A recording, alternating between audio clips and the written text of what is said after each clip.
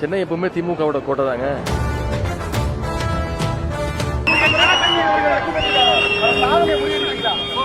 கலைஞர் சாதனையெல்லாம் முறியடிக்க முடியாது, ட்ரை பண்ணலாம். கடந்த 5 வருடங்களா எனக்கு ஒரு வாய்ப்பு கொடுத்தாங்க இந்த தொகுதி மக்கள். பெரிய வாக்கு வித்தியாசம் ஜெயிக்க வச்சாங்க, முதல் வாய்ப்பு. அந்த 5 வருஷமும் நான் அவங்களோட இருந்திருக்கிறேன். கோவிட் காலமாக இருந்தாலும் சரி, மழை காலமாக இருந்தாலும் சரி, 365 நாளும் என் தொகுதி மக்களோட நான் இருந்திருக்கிறேன். அதற்கான வரவேற்பு இப்போ தெரியுது.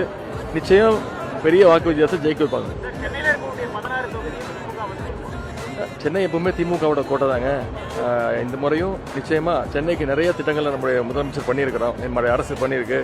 வட சென்னை வளர்ச்சி திட்டம் பண்ணியிருக்கு, சாலை மேம்பாட்டு பணிகள், குறிப்பாக மழைநீர் வடிகால்கள் பெருமளவில் பண்ணியிருக்கிறோம். ஒரு வருஷமும் அந்த மழை பெய்யும் போது தண்ணி வடிகால் வசதிகள்லாம் அவ்வளோ சிறப்பாக பண்ணியிருக்கிறோம். நாங்கள் நிச்சயம் புதிய மேம்பாலங்கள் வந்திருக்கு. சென்னையுடைய கட்டமைப்பே எப்போவுமே திமுக அரசு தான் சிறப்பாக பண்ணியிருக்கிறோம். அதனால் சென்னை மக்கள் நிச்சயம் மீண்டும் திமுகவுக்கு, உதயசூரியனுக்கு, எங்களுடைய கூட்டணிக்கு, மதச்சார்பற்ற முற்போக்கு கூட்டணிக்கு ஆதரவு கொடுப்பாங்க, நம்பிக்கை இருக்கு.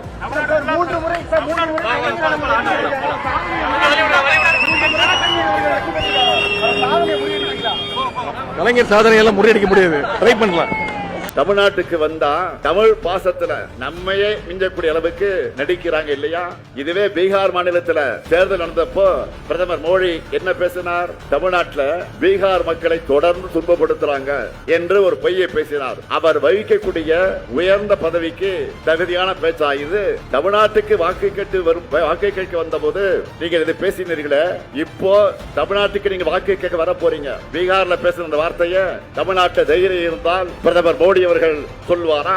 இதைத்தான் நான் கேட்கிறேன். தமிழ்நாட்டில் பல்வேறு இனம், மொழி, மாநிலங்களை சார்ந்த மக்கள் அமைதியாக வாழ்ந்து கொண்டிருக்கிறார்கள், நிம்மதியாக இருக்கிறாங்க. இப்படி வந்தாரை வாழ வைக்கக்கூடிய நம்மை பார்த்து அபாண்டமா பழி போட்டவர் தான் பிரதமர் மோடி அவர்கள். ஒன்றியத்தில் ஒரு கல்வி அமைச்சர் இருக்கிறார், யாரு? மிஸ்டர் தர்மேந்திர பிரதான் அவர்கள். அவர் இதைவிட மோசமாக பேசினார்.